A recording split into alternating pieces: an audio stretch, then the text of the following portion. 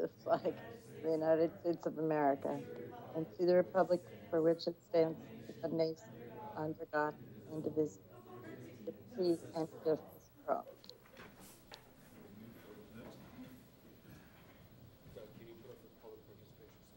Mr. Superintendent, you want to read your blurb? I would love to, Mr. Mayor. We're just going to put up a slide for public participation. Just take us one moment.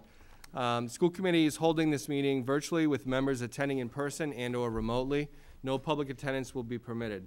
Public participation is not a question and answer session, but a time for your comments to be heard by the committee.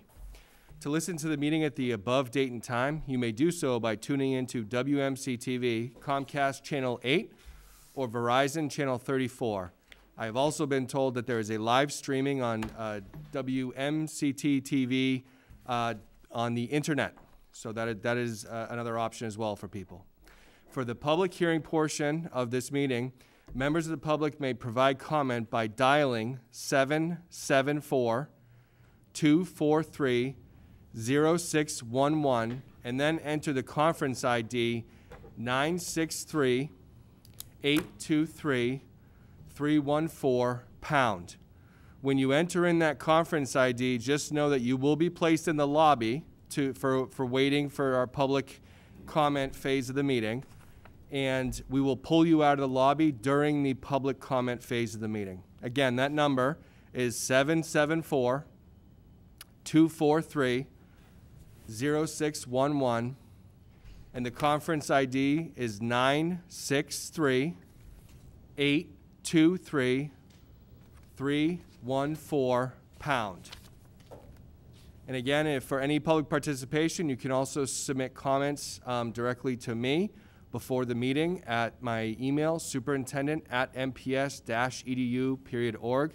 Mr. Mayor, I did not have any emails as of 5 o'clock for public participation. Thank you very much. And we'll repeat this again prior to public participation. With that, you got a report, Mr. Superintendent. Yes, thank you, Mr. Mayor. First, I'd like to talk about our ongoing efforts on the return to school for fall 2020. As we all continue to monitor the weekly dashboard provided by the state, I provided a link to the school committee to actually get to the dashboard, because a lot of news services had put up pictures of the dashboard, but you couldn't get to it from those pictures. So I just wanted to give the a website to the school committee, and also for anybody at home, if you Google COVID-19 community level data map, it should be the first link that comes up on the mass.gov website. That map shows the non-shaded green, yellow, and red indicators for reopening. And I did provide a picture of the map as of August 19th, 2020. A new map will be released each Wednesday by the state. So we will be expecting a new map tomorrow. Updating on school day start and end times. I did provide a graphic below for the start and end times for the school day. Preschool parents are getting direct messages from Andrew Burnaby about their times, which will be halftime. Marlborough High School will start in the morning at 7:20 a.m. and the school day will end at 1 p.m. The Wickham School will start at 8 a.m. and will end at 1:45 p.m. The first elementary group of Jarrick and Kane will start at 8:50 a.m. and will end at 2:25 p.m. The second elementary group of Richer and the New School, which now has a name, thank you very much, Mr. Mayor and the City Council. I haven't signed it yet. Oh, you haven't signed it yet. So we'll call it the Goodnow Brothers Elementary School that needs to be signed by the mayor. And Richer and the New School, which is now the Goodnow Brothers School, starts at 9:30 a.m. and ends at 3:05. Our hybrid cohort schedule, I also provided a graphic for the school committee to look at the hybrid cohort schedule for A and B. It starts in person on the 21st of September for cohort A, and cohort B will start the same day remotely on the 21st of September. And there is a graphic, and we will share that, and I've already shared that with parents. I'd like to address some questions we're receiving about remote learning for opting in and opting out. So early in the summer, we published a frequently asked questions about remote learning and answered a parent question from below. The question was, if the full remote system was found to be inadequate, or their pandemic is brought under control during the school year, will families choose remote have the option of switching back to the in-person model during the year? Similarly, can families who elect to join the chosen hybrid model now choose to switch to a full remote option later if they feel conditions have worsened? The answers we put out were yes and yes. However, we're still waiting for state guidance specifically on this matter. Our expectation is with enough notice, we should be able to accept students into in-person learning from remote, and similarly allow students in person to go fully remote. So as we continue to define our in-house remote learning team, this answer becomes problematic. We have a demand for remote learning that requires a commitment of significant resources to the remote learning team. Additionally, we are balancing in-person class sizes to make room for every child. If a school has 4 classrooms that are for full in-person learning, we may not be able to accommodate a returning student right away. Students who are in person and opting into remote poses less issues. What we're asking for is a commitment to remote learning from the parents who have opted into that educational program. We recognize that a long-term commitment before school starts is challenging for students and families. We also recognize that having students change programs mid-year can impact the health and safety standards of our in-person hybrid model by increasing class sizes. On the other hand, program changes can also negatively impact the quality of programming in the Marlborough remote school by increasing the size of our remote classrooms beyond a teacher's ability to provide an individualized learning experience for students. In the event a family requests a change to their child's learning program after their initial enrollment, we will attempt to work with families to make this change at the end of each grading period. All requests should be submitted at least 2 weeks prior to the end of the term. In making this decision with a family, we'll need to consider a variety of factors, including but not limited to the reasons for the requested change, the existing class sizes in the remote or in-person classes where families are requesting their students are placed. And additionally, I just wanted to point out, this doesn't mean that anyone would lose their space within the school they're geographically zoned for. But what we are looking at is trying to figure out what is the best way to accommodate families who want to return their students from remote back to an in-person learning experience. So the administration will issue specific guidance to parents on how we'll work together to either return their students to in-person learning or to transfer from in-person learning to remote learning. The mask policy. I'd like to thank the policy subcommittee for diving into the issue of face masks and work together to define a policy that provides a clear expectation across the entire district that we all wear a mask. I've been asked about bandanas and gaiters.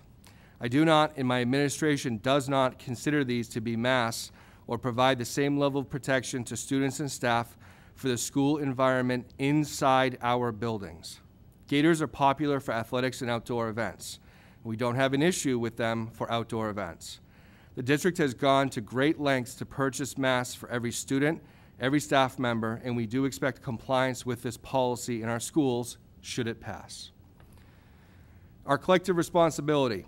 As I continue to watch and analyze the reams of public health data available to me, I keep coming back to one conclusion. If we as a community want our return to schools to be successful this fall, we all need to commit to simple responsibilities. Wear a mask, wash your hands or sanitize if you can't wash them. Maintain appropriate physical distance in public places. We will prioritize time to make sure this is happening and taught in school. The power is in our collective hands right now as a community to lower the rate of infection and remain vigilant this fall in keeping everyone healthy. Do not send your kids to school if they're feeling sick. If they have symptoms of COVID-19, please get tested. There will be no attendance awards this year. We all need to focus on the collective responsibility to keep each other's health a priority. Family and staff are making incredibly difficult choices this summer. An easy choice for all of us will be to continue to stay vigilant on our own responsibilities to keep each other's health a safety and priority each day. I need to take any questions now, Mr. Mayor. Any questions from the committee? Any questions from the committee? Any questions from the committee? Seeing none, Mr. Diaz. Thank you, Mr. Mayor. This is tonight's update from Finance and Operations. Operations Reopening Committee continues to meet weekly to discuss important reopening items. In addition to members of the district's operations team, facilities, transportation, and food services, we also have school committee members and MEA members as part of this committee. I want to take this opportunity to thank them for their continued efforts and for giving up much of their summer to be part of this critical work. The work is ongoing. We met today, we're meeting again on Thursday, and we're meeting next week. So thank you. Food services. Our summer meals program has served 17,000 meals to the community since switching from the spring model on June 29th. I also want to take this opportunity to express my appreciation to the food service workers who have been coming into our schools tirelessly throughout the pandemic since March 18th. We are now seeking to extend this service, the summer program, through September 17th, which is the week before students start back in school. Families should expect some significant changes to our food service program when students start back on September 21st. Changes include how and where students eat and the number of options available for students daily. We are continuing to finalize these plans, and in the next few days we'll have more details in future updates or updates directly to families. Transportation. We ask parents to please register for transportation if you wish that your student rides the bus. Due to COVID-19 restrictions, we can only transport 25 students per bus, which is 1 per seat, and we will be required to assign seats in buses. If your student is not registered to ride the bus, we will not be able to transport your student in September. There's still time to register. If you wish to do so, please email transportation@mps-edu.org. If you originally registered for transportation and you have signed up for the full remote option, you don't need to write to us and remove yourself from your initial registration. We are reconciling those two lists on our end. The most critical thing is if you wish to ride, please make sure that you have registered to ride. Facilities. We continue to work with our HVAC consultant on reviewing our system and implementing COVID-19 related recommendations. This work is ongoing throughout the district. We have reports for MHS, Richard, and Kane, and a list of action items has already been tackled. These reports will be shared with staff via their principals by tomorrow morning. Preschool tuition. The administration is proposing the elimination of preschool tuition for FY21. Given potential financial constraints for families, as well as changes in programming for this school year, we would like to eliminate tuition fees for this year and revisit reinstitution in FY22. A fiscal update. State officials have released preliminary Chapter 70 information for FY21, which is this fiscal year. The governor's FY21 recommendation in February, which was prior to the pandemic, had Marlborough receiving $31.7 million in Chapter 70 aid. That number has now been reduced to $31 million in recently released documents, representing a $700,000 decrease in state funding for FY21. It's important to point out that Chapter 70 only constitutes a portion of our school's funding, with local contribution in Marlborough exceeding 60%. Moving forward, it will be critical for us to carefully monitor budgetary developments at the state and local levels. While it's hard to anticipate the exact impact of COVID-19 on the future of the economy, we know there will be an impact. The superintendent and his administration understand that we must prepare for a constrained fiscal environment in FY22. That's all. Thank you. Any questions? Any questions from the committee? Ms. Hennessy? Thank you. More of a comment, I guess I would say. Thank you very much for all of the work that the Operations Committee has been putting forth. I know, as being a member of the communications group, the time that we're spending on trying to make sure that we're all working together is a lot, but I personally feel like the operations group has had so many pieces to have to really think about, and I really do appreciate your time and attention to all of these pieces as they continue to change. Specifically, I'm really pleased how you all move forward with the information around the facilities and having the HVAC consultants come in to actually review all of the locations. I know that we've just recently gotten that report, and I appreciate the data, that what we've seen to date, and appreciate all of the changes that are being done to make sure that we are above any of the basic standards that are requested by CDC, and I'm not going to butcher the other name, an air quality group. But I've only gotten obviously a quick view since we've only just gotten it.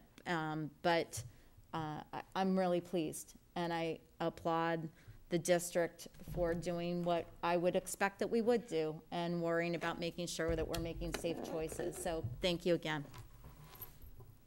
Thank you. I'll just make a quick comment, if I may. I just want to give credit to the facilities department and DPW for their full support. They've been working tirelessly in providing us with support and the attention that the buildings need. So thank you to them, and thank you for your feedback. Thank you. Other questions, Mrs. Ryan? I just have a question regarding the preschool tuition. Is that something we have to vote on? Because I don't see it as an agenda item tonight. I think in the past sorry Doug, I didn't mean to jump in on you. I think in the past what we've done is we've given kind of like a 2-week notice, and I think we can vote on that the next meeting. It's still before school starts. Okay. And really what we've done here is over the past year, we were planning even last March. We were looking at things and trying to figure out how do we avoid the impact, which is going to be huge on families, because as we know, unemployment unfortunately has skyrocketed from where it was. So we know that a lot of families wouldn't be able to pay, and getting into kind of an adversarial discussion about paying for a service that they need. I think what we started doing last March was looking at, is it a possibility for us to be able to carry over some money in the tuition account to be able to cover that for 1 year? And what Doug has been able to do, which is fantastic, is we've been able to meet that goal and be able to say for 1 year we can cover the tuitions. It would be the school committee's purview. It's a fee, so it would be something that we're definitely going to ask for at the next meeting. But we wanted to just give you the information ahead of time so you could think about it, and then we can bring it as an agenda item for the next school committee meeting. Okay, great. Thank you. Other questions? Any other questions? Any other questions? Ms. O'Brien? Thank you. Good evening. This is the update from the Director of Student Services to the school committee. I want to start with an update on the planning for the fall reopening. As stated in earlier committee sessions held this summer, special education services are required to be provided in both in-person and remote learning environments, although services may look different than those provided pre-pandemic. A more extensive FAQ specific to special education parents has been developed to be communicated to parents by August 26th. The FAQ that's included in the packet is the final one that we had developed and is in the process of being translated so that we can send those out to parents. The special education department is busy reaching out to families to confirm their decisions on hybrid or full remote models in order for administration to plan on staffing and scheduling services within both models. Virtual special education parent meetings will be scheduled prior to school opening in order to provide additional information regarding delivery of services and answer questions, concerns, and get feedback from parents. Last week, there was a Department of Ed advisory on compensatory services and recovery supports for students with IEPs. That was issued. So in that advisory, it talks about when schools closed in March due to the pandemic, schools and districts were not necessarily able to provide all special education instruction and services the way that they were typically provided when in person.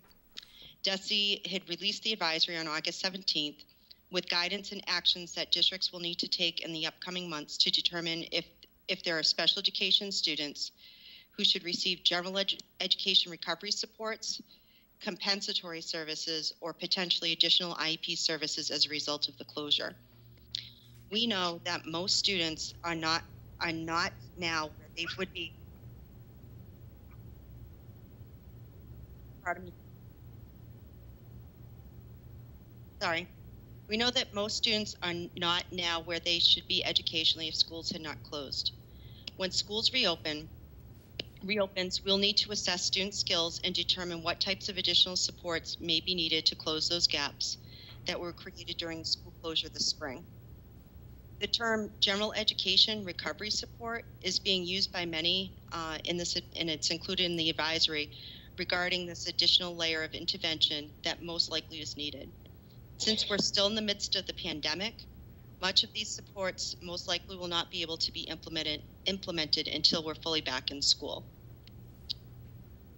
COVID-19 compensatory services may be needed for some special education students, in addition to the recovery supports to address skills lost or a lack of effective progress due to the impact of the school closure and interruption of services. New IEP services may be needed to address areas of disability-related needs for students with IEPs. A statewide meeting was held last week on August 20th to review the advisory and provide further clarification.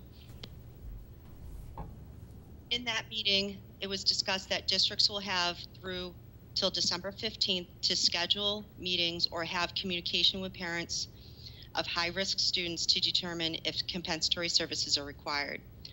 All other special education students will need to be determined during the school year, but no deadline was given. There is no timeline for when compensatory services need to be implemented or completed, just a timeline on when a discussion needs to take place. If it is determined that general ed recovery supports are sufficient to close the gaps from the impact of the closure, then no additional compensatory services are required. So based on that guidance, if the district pre-plans a robust program for the summer with additional services and after-school programs next year for all students, this would meet the needs of the majority of students impacted by the school closure and would alleviate some of the compensatory services if we did not have those in place.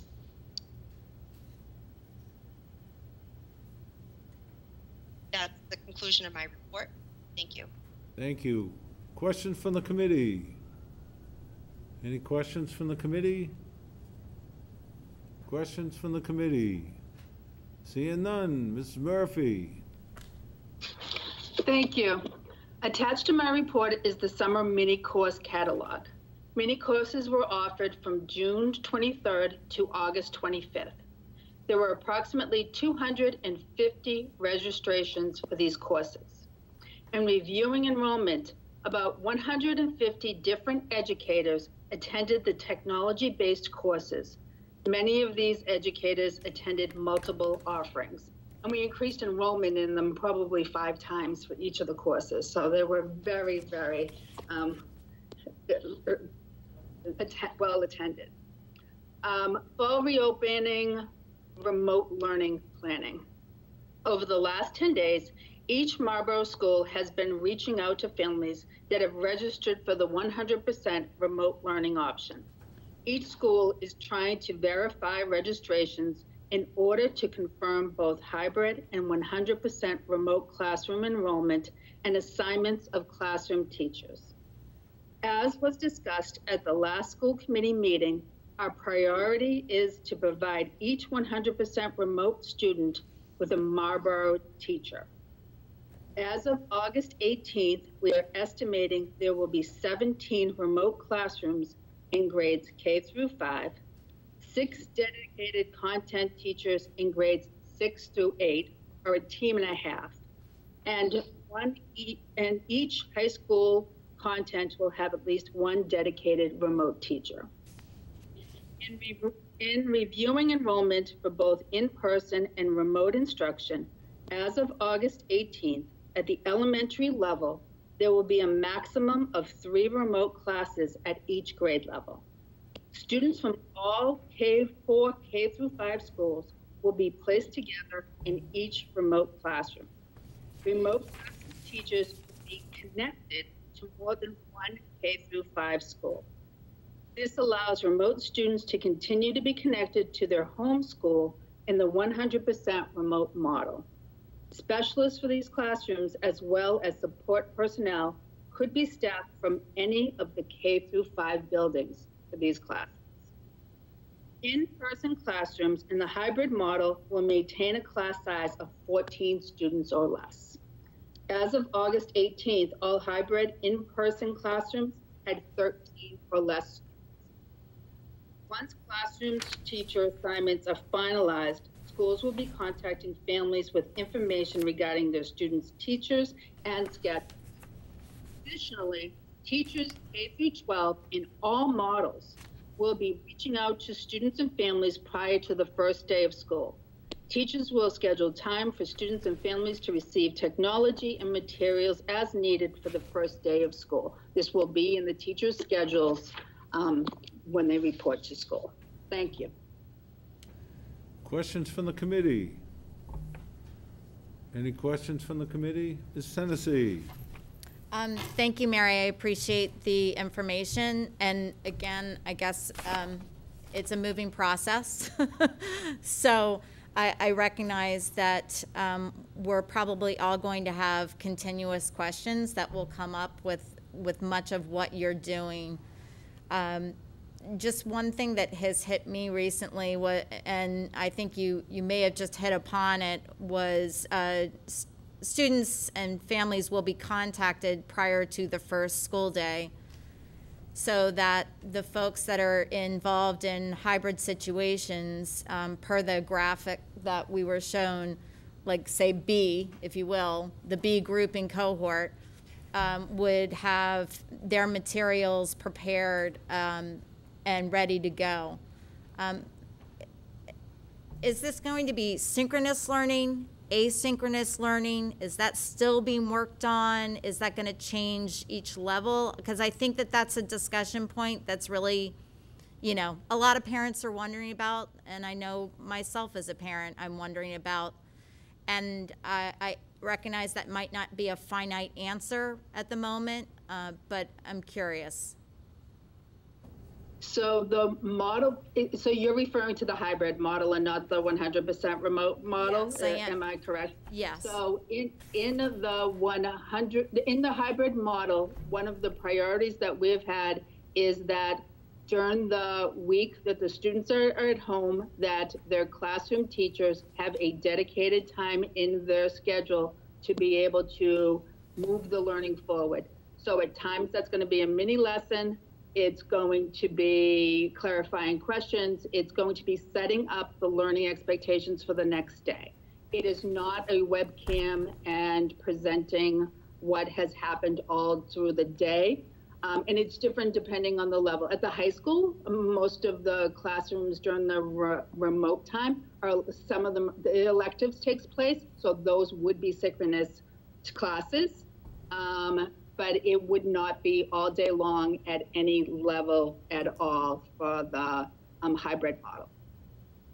Okay, and then just how is that going to work relative towards, say, the attendance factor? Because I know that we've discussed, obviously, check-ins, and I'm assuming that there may be check-ins periodically throughout the day for our hybrid as well as our remote students to make sure we're all on track on meeting our goals and expectations?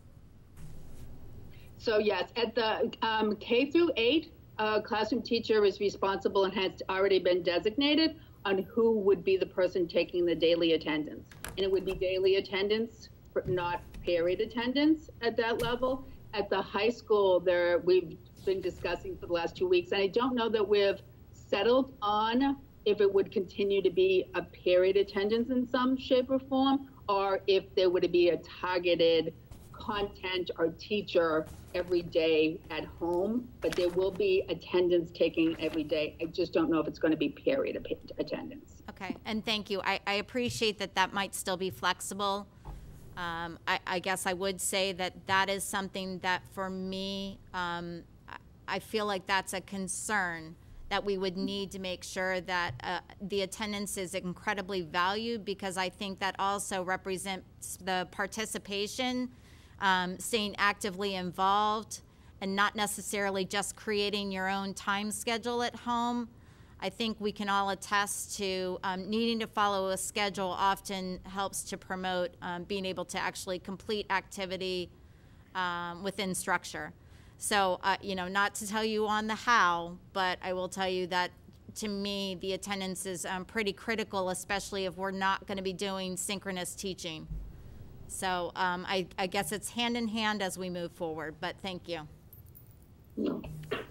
Any other questions for the committee? Ms. Ryan? I have a question, but first I want to just thank you because I know how hard you and your team are working, and every decision you make has another decision to make, and I know it's a lot of work, so thank you so much for all of that. My question is probably, hopefully simple. When will kindergarten parents know if they're AM or PM? I know that we're doing screening the first couple of weeks of school, or like before school starts, but usually the AM PM is done by where they live, and I know some are getting anxious because they need to obviously make plans. Mr. Diaz, do you have a timeline on that? Because it is transportation related. Oh, sorry. Oh, you're absolutely correct, Ms. Ryan. It is connected to the geographical location of the students. We are developing the routes today. We spoke with NRT, and those routes are being developed. So very soon, we should be able to establish those AM, PM cohorts and communicate that out. Okay. I'm sure that they would appreciate it sooner rather than later. Absolutely. Thank you. Thank you. Thank you. Any other questions from the committee? Mr. Caruso? Yeah, Mary, I have a question, a little clarification. The elementary level in each of the 4 buildings, will there be a K1, 2, 3, 4, 5 classroom in the in-person model? Will there be kids in each one of those levels? So yes, there'll be multiple classrooms at each of the grade levels in each of the K through 5 schools. Between the minimum would be 3 classrooms at one grade, but it could go up to 8 or 9 because of the lower class sizes in 1st and 2nd grade. So it's a variety, but it's all between 24 and 32, I think, or 33 classrooms at each of the in-person elementary schools. Okay, I'm confused by classes, classrooms. Am I getting them? It's one and the same, classrooms. Okay, all right. And when you're talking about a team and a half at the middle school, does that team and a half teach all 3 grade levels? So if you're a language arts teacher, you're teaching the 6th, 7th, and the 8th grade language arts? Or do you have multiple teachers there at that level? So I think Mr. Daniels has had to change his schedule 3 times this week. But when I spoke to him a few hours ago, I think he landed on 1 team that would do 2 grades and then a half team that would do 1 dedicated. He does have some staff members that are dual certified. So humanities can teach 2 content classes. And then there are a couple of educators at Whitcomb that can teach both science and math. And similar at the high school, you mentioned at least 1 content dedicated area at the high school. So again, I know that in teachers' minds there are a hierarchy if you're teaching freshman English as opposed to senior English. I assume that that's something that's become less important now because we have to more worry about covering what we have in terms of in-class and remote learning. I think that's going to be driven on the numbers, and I think that's one of the reasons why they have to really confirm the registration for the high school, and also so that we can make arrangements if there are any students that will be taking any AP with remote, because we're going to, we wouldn't be able to have 1 teacher do a class of 1 or 2. Okay, thank you. Other questions, Mrs. Hennessy? Sorry, so that brings up something, though. Okay, so just as a for instance, hypothetically, we have our AP. Might that be something where in that select need, that could be something that could be taught synchronous to keep everybody in line and allow for the classrooms to happen? I mean, just out of curiosity. Yeah, I still think that would be the concern from the student lens of not being able to get feedback from the teacher in that model, because it would still be more one-way than a 2-way connection. I think that that was the concern as we were building different models. Okay, thank you.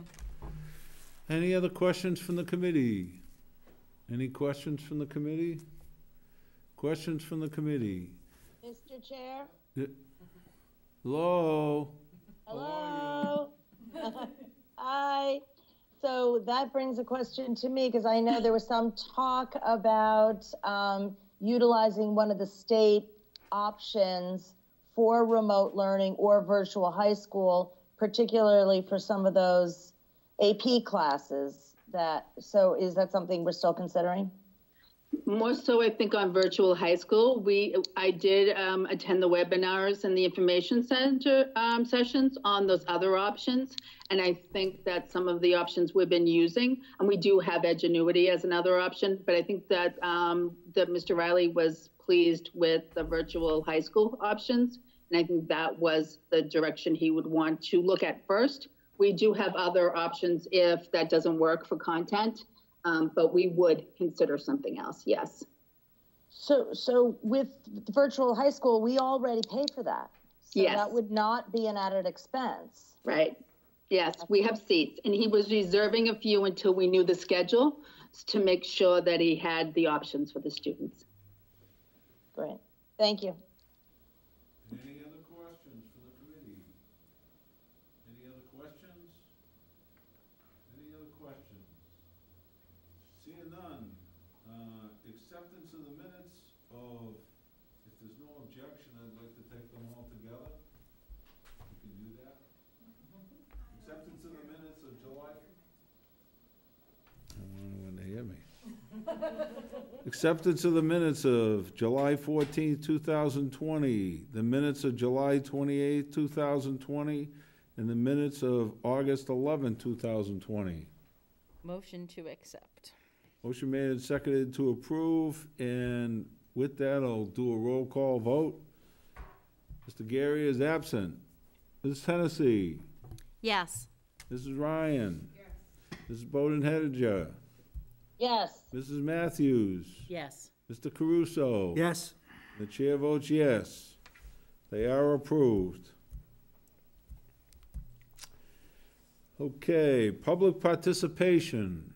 So we're going to open up public participation, and I'm going to ask the superintendent to read his introduction. Thank you, Mr. Mayor. Again, the school committee is holding this meeting virtually with members attending in person or remotely. No public attendance will be permitted. Public participation is not a question and answer session, but a time for your comments to be heard by the committee. For public participation, please dial the number 774-243-0611, and the conference ID is 963-823-314#. After the public participation has ended, please do not call this number listed. We are going to leave this slide up for a moment so folks can dial in. And if you do dial in, you will be placed in the lobby. Mr. Diaz will pull you out of the lobby. We will announce your number, and then you can provide your comment to the committee. Again, that phone number is 774-243-0611, and the conference ID is 963-823-314#. Mr. Diaz, do we have anybody in the lobby who is waiting? Not yet, Mr. Superintendent. Okay. We'll just take a moment, allow people some time to call in. Again, that phone number is 774-243-0611, and the conference ID is 963-823-314#. Is there anyone that would like to participate in the meeting? Public participation. Is there anyone in public participation?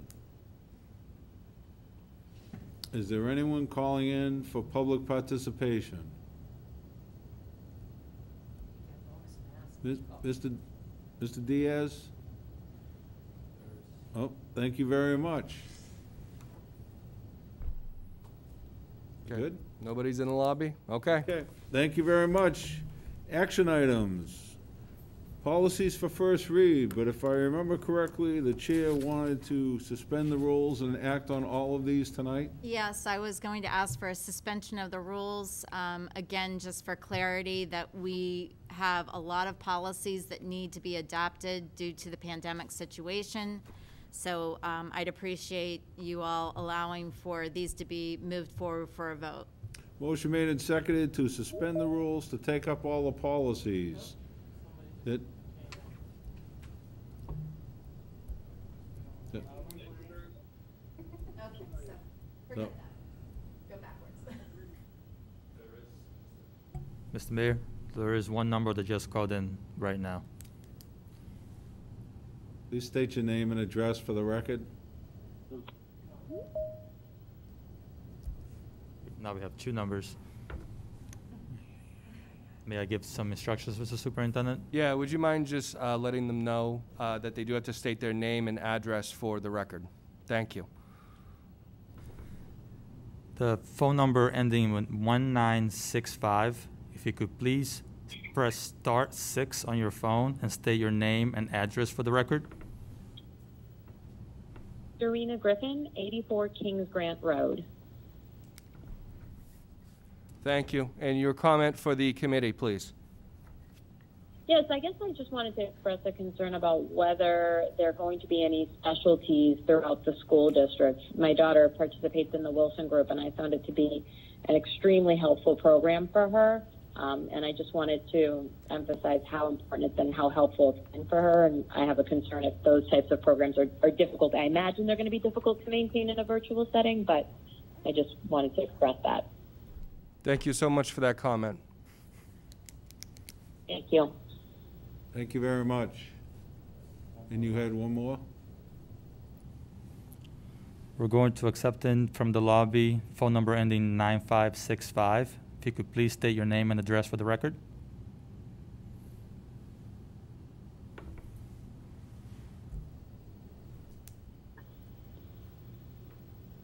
Remind them about the pound 6 probably. Thank you. And your comment for the committee, please. Yes, I guess I just wanted to express a concern about whether there must be any specialties throughout the school district. My daughter participates in the How's their phone number again? an extremely helpful program for her.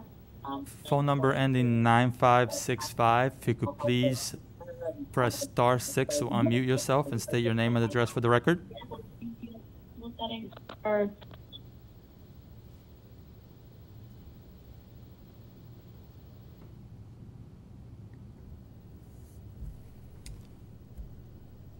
Are we good? Try one more time. We have a line calling in ending 9565. If you could please state your name and address for the record. This is Cynthia Landrum, 127 Ash Street. Thank you very much. And your comment for the committee? Yes, I just wanted to say that I've been really pleased in the previous school board meetings by hearing the attention paid to the needs of the teachers in our district. And I know there was statewide guidance issued yesterday or so, or over the weekend, that encouraged schools to require teachers who are teaching completely virtually to still be present in school buildings. I'm just hoping that our school committee will not follow that state guidance and will allow virtual teachers who have needs that require them to be teaching virtually to teach from home. That's it. Thanks.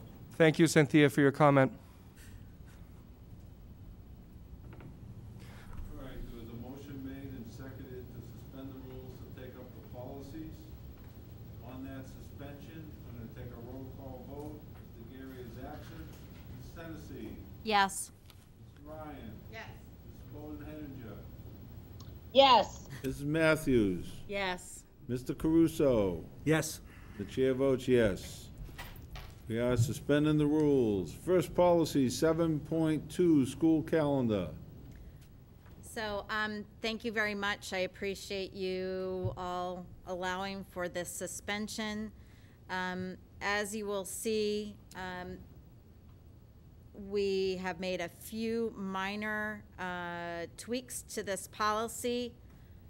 Some of this was based on MASC guidance that we had gone back to.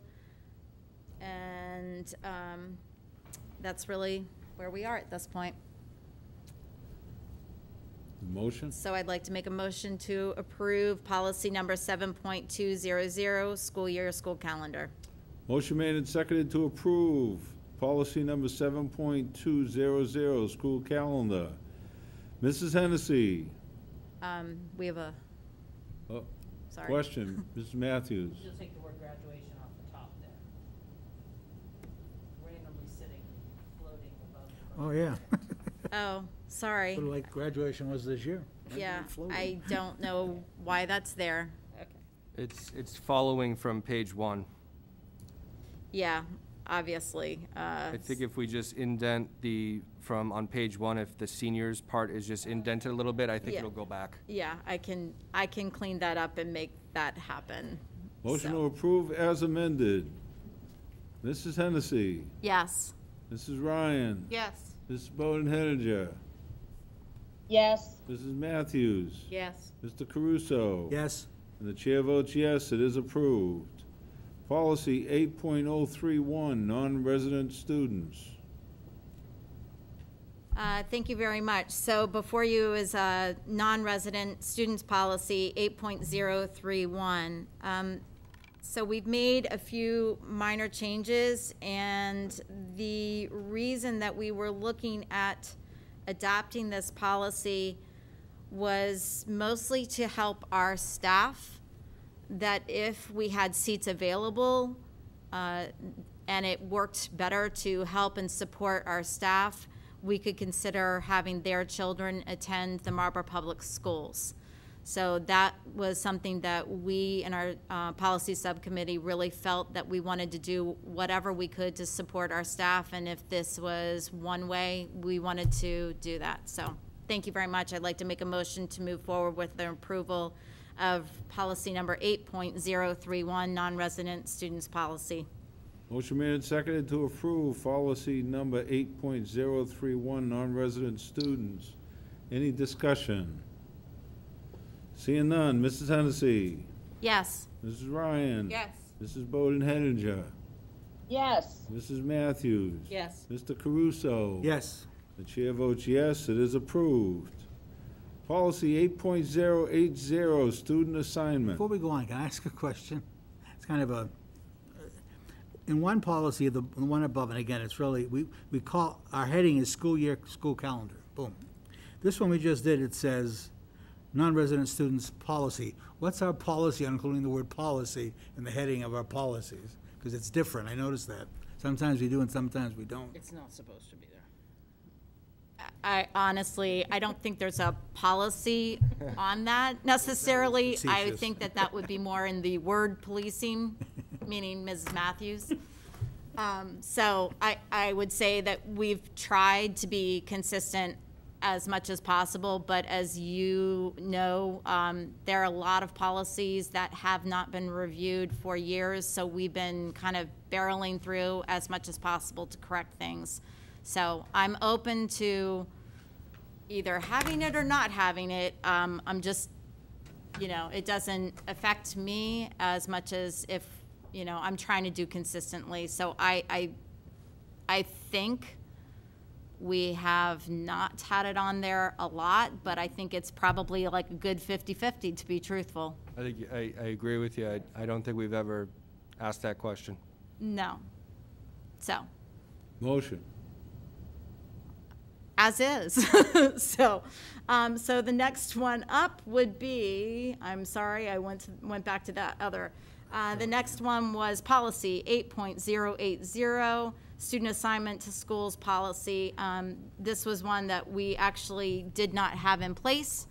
It was something that MASC had, and it seemed very prudent because we may need to make some changes to decisions dependent upon how things start to roll out. Could be around our remote students, it could be a matter of our hybrid students, it could be about considerable change, and we're trying to allow for a certain amount of flexibility that may be needed on behalf of the superintendent. So I'd like to make a motion to move forward with policy 8.080. Motion made and seconded to approve policy number 8.080, student assignment. Any discussion? Any discussion? Seeing none, Mrs. Hennessy. Thank you. Yes? Mrs. Ryan. Yes. Mrs. Bowden-Hettinger. Yes. Mrs. Matthews. Yes. Mr. Caruso. Yes. And the chair votes yes, it is approved.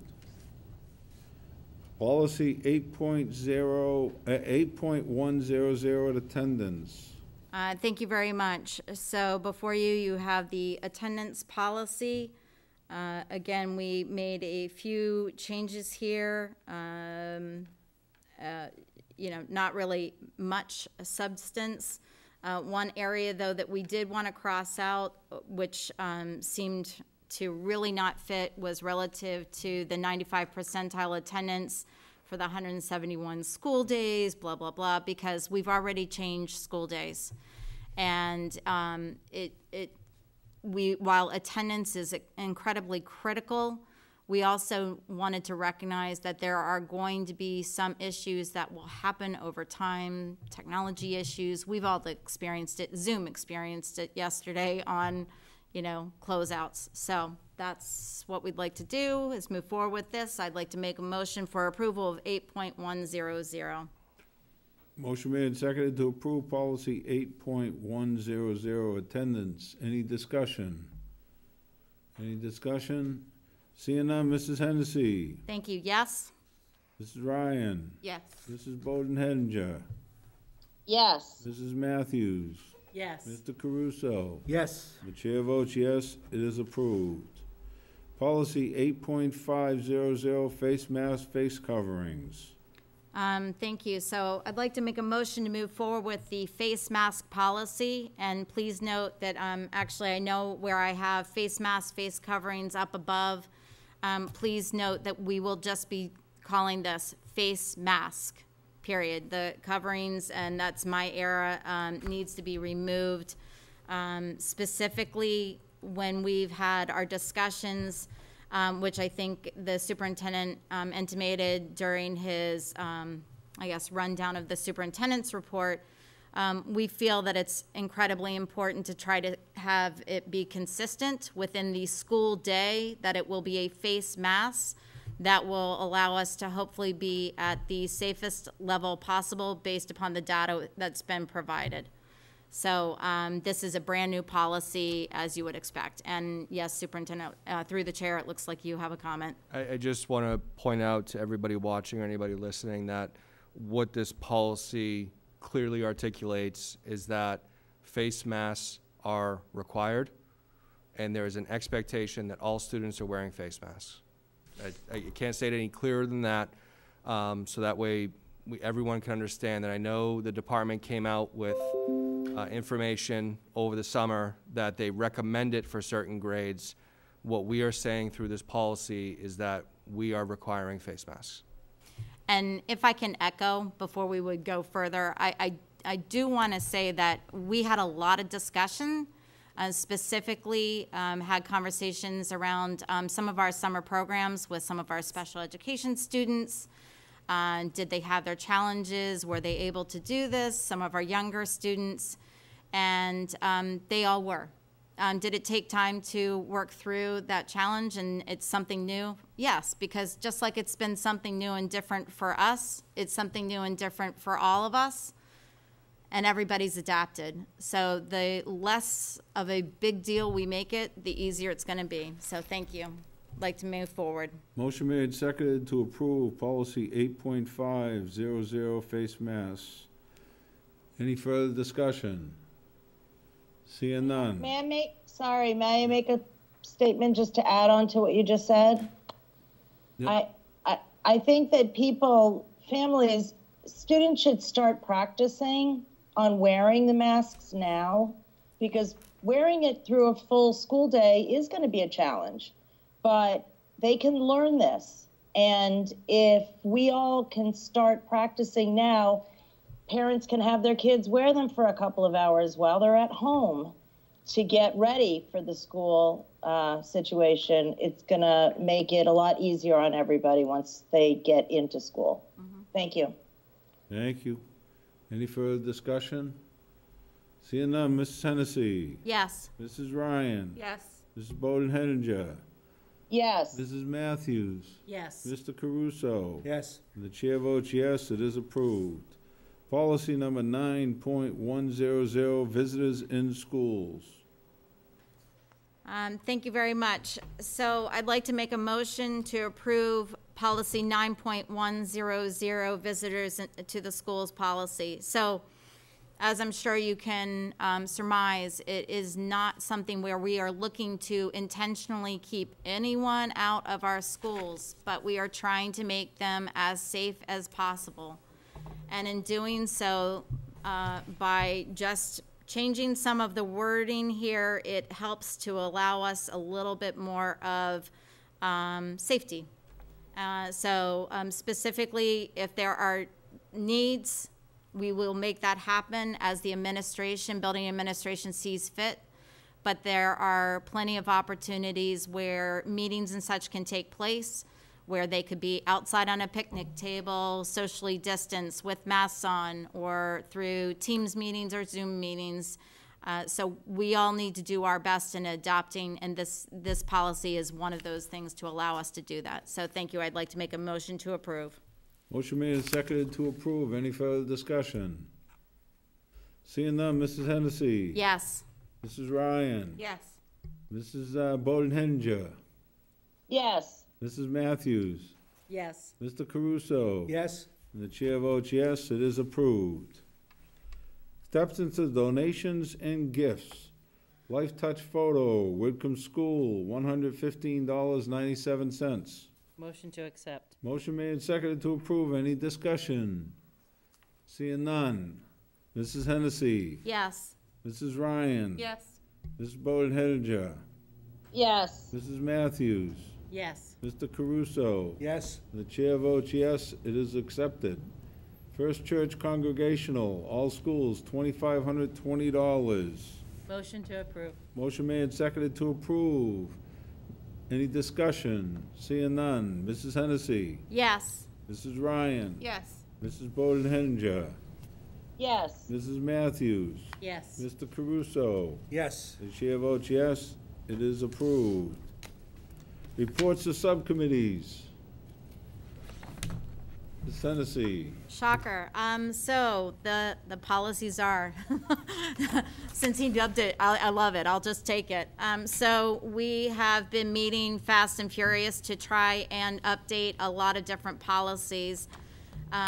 In fact, we met earlier today, and we were able to move forward a number of policies that will be coming forward to you around transportation, but responsibilities of the bus drivers, policy around remote learning. We also then moved forward on, initial grade placement for our students, participation in extracurricular activities, immunization, communicable diseases, and a pandemic policy. Those are some that we already did have approval within our subcommittee, and that will be moving forward. But we do have a number of other policies that still continue to need to be addressed, and we are setting up another policy meeting. So again, I will apologize in advance, but my hope would be that we will try and get these policies out to you as soon as possible. So again, at our next meeting, which would be September 9th, 8th. I said that in the policy meeting. So September 8th, if we might be able to look at, again, a suspension of the rules so that we can make sure these policies are corrected, amended appropriately, and up on our website for everyone, I would really appreciate your indulgence. But thank you very much. Any other reports? Seeing Mrs. Matthews.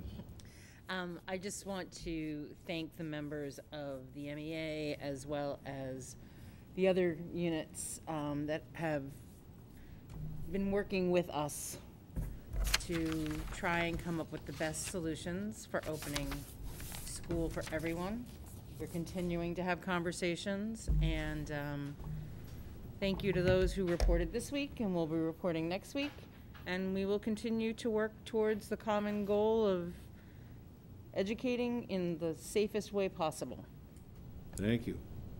And you signed the warrants. That's not in this. That's in members forum. Okay. Any other reports? Members forum. I'm going to sign the warrant. Okay. Any other members? Ms. Hennessy. A couple things. First of all, I did want to actually make a clarification because I think I misspoke in the last meeting relative towards the staff members receiving what I was calling a survey.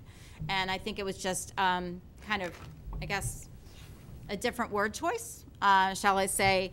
And there had been a letter that had gone out to the staff actually looking for them to contact the appropriate offices within administration. And I did want to clarify that because although it was still asking for similar information, it could actually provide a little bit of a different perspective. So I did want to make that clarification.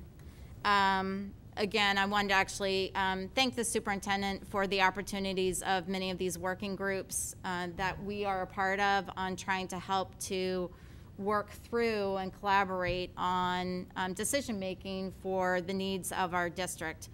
Obviously, we're all incredibly invested, and I appreciate that. And I did want to actually thank Eileen and Brendan and Rupel for so much of their work on behalf of the MEA, not just right now, but for long term. I've really appreciated the collegiality in your approach on trying to work together. So although I'm not on your team for negotiations and such, I just really appreciate how we've all been working together. So with that, I did put together a few words because I will lose it if I'm in the middle of it. Good evening and thank you to all of my colleagues and all of the administration and staff that have been working tirelessly on all of the many puzzle pieces around the reopening of school and what it could look like in 3 different versions: in-person, hybrid, and fully remote. None of this is easy, not one little bit of it. People here and at home have been completely affected by this pandemic. Every single one of us, in work, academically, medically, activities and sports, and just in general, our whole life. I can't hug anyone. That's tough. So I have sat here on this committee since 2008 and have had to be a part of making some pretty tough decisions along the way. And our decision around what to do about reopening is not one that I take lightly. Not at all. We collectively have worked long and hard all summer to use data and come up with ideas to safely educate students, bringing in experts when necessary, as well as all kinds of other points, like how to feed students when they aren't necessarily within our 4 walls, and thinking about everyone's health and welfare, because it all really does matter. For me, in all of my dealings specifically on the school committee for Marlborough, and as a school committee representative sitting on the field hockey and sports medicine committees for the MIAA, it's been about keeping in mind the kids that should be at the center of the discussion, in the center of the room, with the goal of how we can all work together to best educate our students. I'm anxious, and I know many of you all are, but I know that we all need to work together to find solutions to help to navigate through this global pandemic. I long for the discussions that will allow for discourse that is not tinged with frustration, anger, and fear, but rather with an open mind, collaboration, patience, and flexibility. We've received countless letters from the community, staff, teachers, students, and alumni regarding the decision around reopening, some in favor of hybrid, some for in-person, and as well, some for fully remote. It's like a big game of Jenga. Everyone has a different perspective to offer, where to poke a hole, here or there, which one to work together on, what not. New data each day, new guidance from DESE, the governor, the MIAA, the MTA, the feds, data by third parties reviewing for safety in our buildings, spaces and airflow conditions, just everyone. Everyone's got a perspective. We are all trying to process all that comes to us and look around at surrounding districts to see how everyone else is handling things and what can or should we do similarly or differently. To me, it sounds very much like an engineering process of constantly reassessing, continuous improvement. And that is what we are always doing. We are continuously and constantly reassessing what we are doing and what new data we are getting. No answer or choice is going to be correct for everyone. And I know that. I recognize that, and I think we all do. My hope is that we have all done our part to make everyone as safe as we possibly can while we do our jobs of educating students. It sounds simple, but obviously it really is not. One day we agree, and then a bit later we may not. And we must always find a way to work together for our students, our staff, and our community.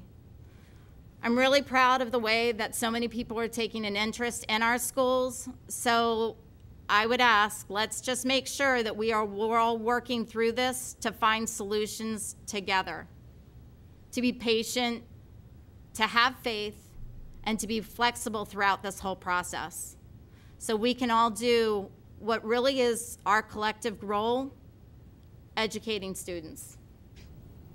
Looking at the current COVID data in Marlborough and the data that's available to me, the plans for distancing and classroom numbers, the workplace safety protocols and the building safety and such, I am trusting that we are thinking of as many items as possible and as many issues that we can make the right recommendation, which takes into consideration the needs of the faculty and families and the students of Marlborough.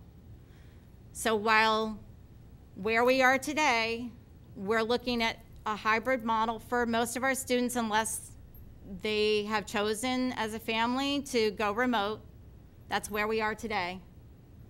Recognize this is a moving target, and we're gonna do the best that we can on behalf of all of you, and I hope you can put your faith in us to know that you're in our hearts and in our heads with every decision that we are making. So, thank you. Thank you. Any other members? Are there any other members that want to be heard? Any other members? Entertain a motion. Motion to adjourn. Motion made and seconded to adjourn. Mrs. Hennessy. Yes. Mrs. Ryan. Yes. Mrs. Bowden-Hettinger. Yes. Mrs. Matthews. Yes. Mr. Caruso. Yes. And the chair votes yes. We are adjourned. Thank you all very, very much.